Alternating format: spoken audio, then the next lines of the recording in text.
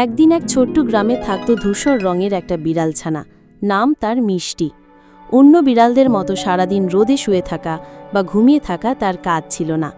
মিষ্টি ছিল ভীষণ কৌতূহলী। মৌমাছির ভনভন, আকাশে উড়ে যাওয়া ঘুড়ি, এমনকি হাওয়ার শব্দ, সব কিছুতেই সে আগ্রহ পেত। একদিন নদীর ধারে ঘুরতে ঘুরতে মিষ্টি চোখে পড়ল বালির মধ্যে চকচকে একটা জিনিস। সে খুঁটে খুঁটে সেটা বের করল। অবাক হয়ে দেখল ওটা একটা ছোট্ট সোনার ঘণ্টা। খুব খুশি হয়ে মিষ্টি সেটা নিয়ে বাড়ি ফিরল।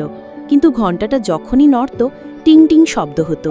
ফলে পাখি বা ইঁদুরের কাছে চুপি চুপি যাওয়া আর সম্ভব হলো না। প্রথমে এতে মিষ্টির খুব অসুবিধা হলো, কিন্তু ধীরে ধীরে সে বুঝল ঘণ্টার শব্দে গ্রামের সব বাচ্চারা তার পিছু নেয়। তারা দৌড়ে আসে, খেলে, হাসে আর হাততালি দেয়।